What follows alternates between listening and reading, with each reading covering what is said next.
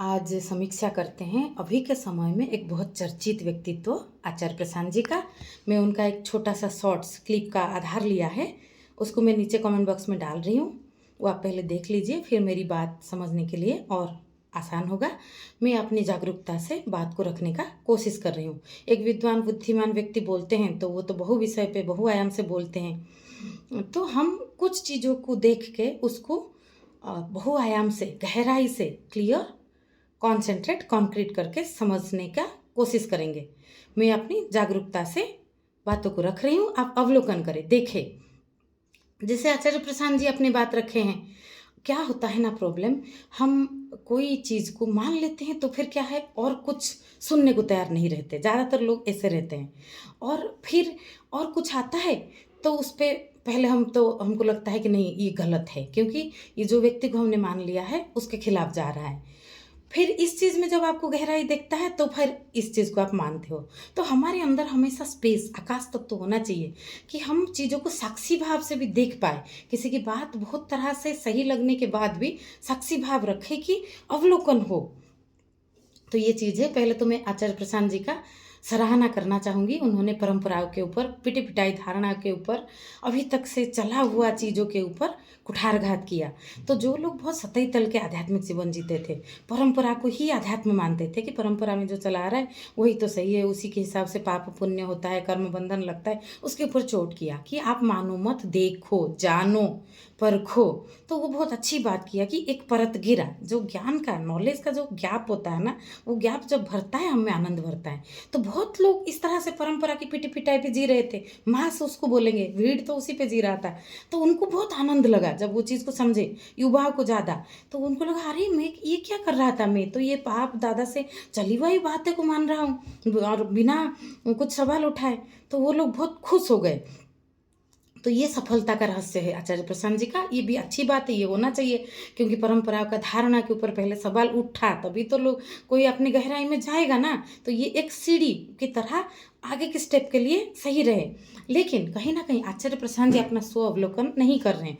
ये मैं अपनी जागरूकता से बोल रही हूँ, आप ये चीज़ों को देखो। मैं तो नहीं बोल रही हूँ कि मेरी बात सही या गलत, मैं आधार रख रही हूँ। मेरा तो जल तत्व है, तो मैं इस तरह से डिक्लार करती ही नहीं कि ये सही है या गलत है।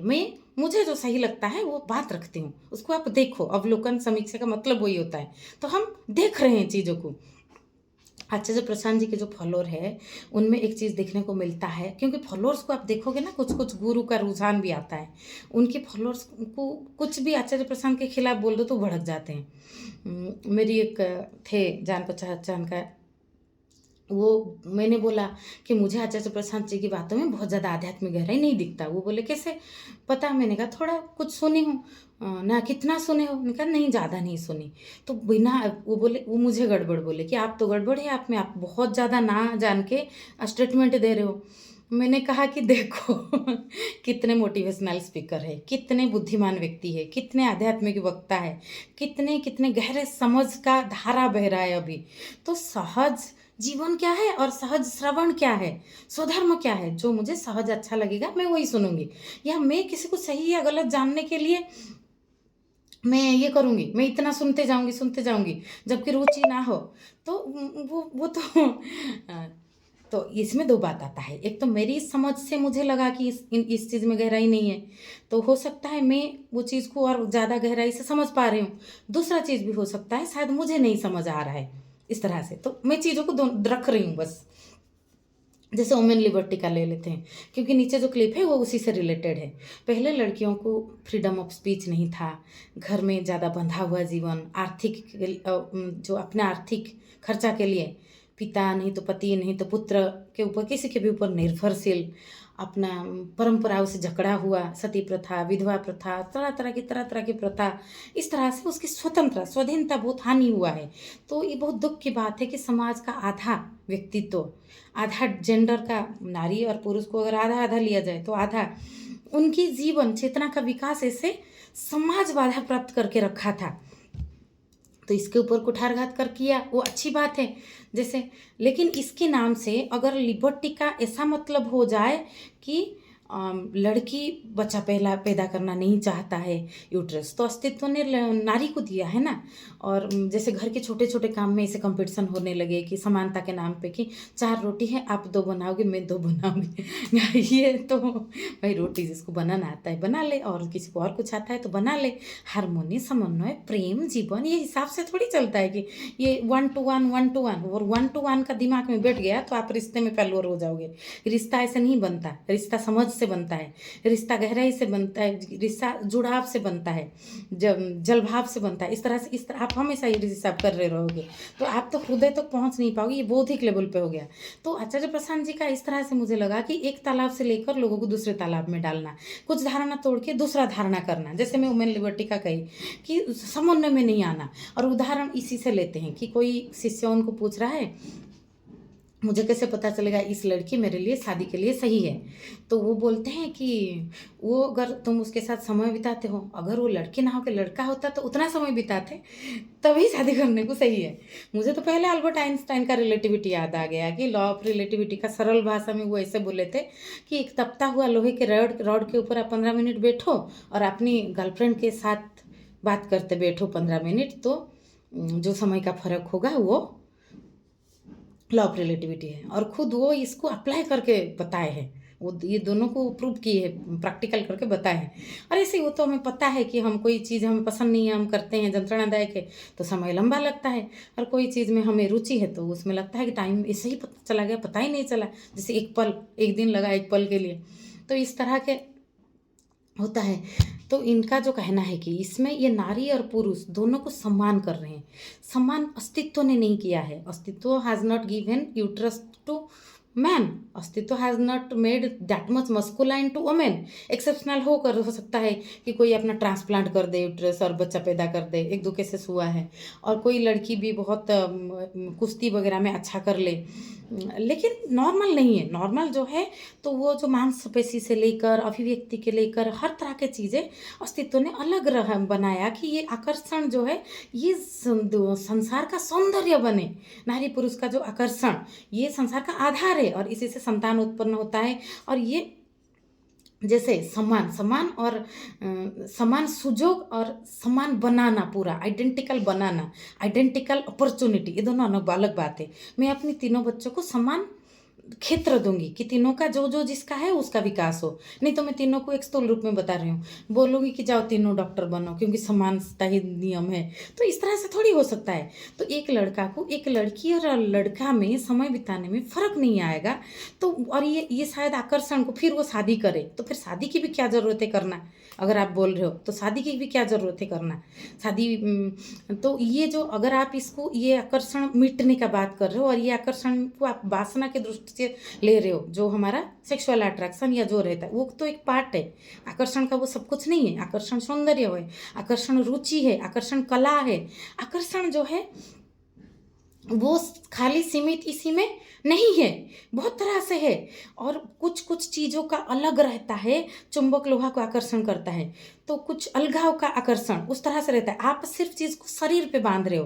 तो एक लड़का भी, हर लड़का के साथ समय बिताना फिर आपको अच्छा नहीं लगेगा, ऐसा हो सकता है क्या? जैसे किसी लड़के को हर लड़की अच्छा लगता है, या एक लड़की को हर लड़का अच्छा लगता है, ऐसा हो सकता है क्या? फिर उसको मिटा दो कि आपको हर लड़का जब अच्छा लगेगा तो उनमें से किसी को भी शादी कर लो, आपको हर लड़की जब अच्छा लगेगा तब उनमें से किसी से शादी कर लो। तो ऐसा, ये स्वतंत्रता मनुष्य की खूबी है कि हम एक चेतना है, हम कुछ कुछ चेतना को अपनी डायमेंशन के हिसाब से हम दूसरी चेतना की तरफ आकर्षित अनुभव करते हैं, लड़का हो या लड़की हो।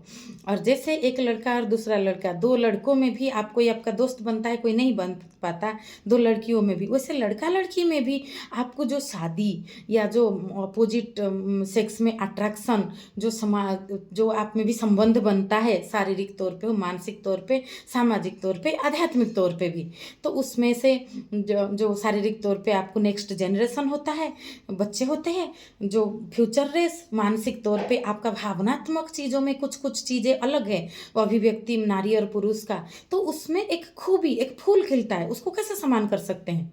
फिर पूरा संसार के सारी व्यक्ति को हमारा फिंगरप्रिंट अलग बनाया है। समान सुजोग देना और समान कर देना, ये दोनों समान नहीं हो सकता।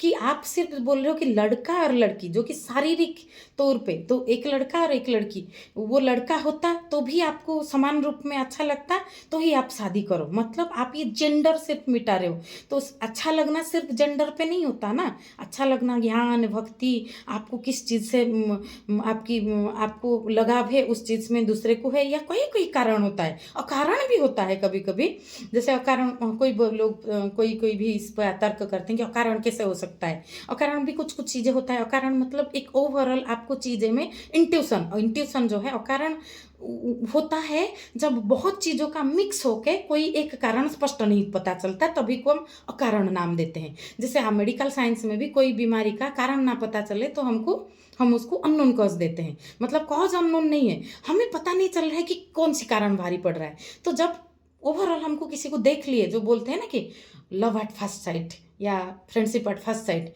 कि हाँ अच्छा लग रहा है, तो कारण तो इतना कारण बहुत कुछ सूक्ष्म कारण होगा जिसको हम इतना जान नहीं पा रहे हैं, उसी को बोलते हैं। तो ये चीज़, तो ये लड़का की तरफ आकर्षण अलग, लड़की की तरफ आकर्षण अलग, ये खाली शारीरिक नहीं, शारीरिक, मानसिक, आत्मिक तल पे अस्तित्व ने फिर क्यों बनाया ये दो सुंदर स्वरूप। अस्तित्व सभी को समान करके फिर भेजता। तो अस्तित्व में ये जो लीला खेला, ये जो खूबी, ये जो खूबसूरत फर्क, ये संसार का अपूर्व अभिव्यक्ति है और इसी से फूल खिलता है। इसको मिटाने से कौन सी सौंदर्य रह जाएगा। तो हम समान, लड़का लड़की में जो असमानता था सुजोग में, चीज़ों को हमें, जैसे मैं अभी इतना अच्छे से बोल रही हूँ, फ्रीडम ऑफ स्पीच, ऐसे बहुत लड़कियों को नहीं था, उनमें विज्ञान की धारा था। तो वो चीज़ नहीं होना चाहिए, सभी को समान भूमि मिलना चाहिए। लेकिन सभी को समान भूमि मिलेगा तो सभी आम का पेड़ थोड़ी हम बोएंगे। तो अलग अलग अभिव्यक्ति होगा ना। लेकिन अभिव्यक्ति के लिए पानी सबको मिल रहा है, खाद सबको मिल रहा है, सूरज की किरण सभी के ऊपर सींच रहा है, ये समानता हो।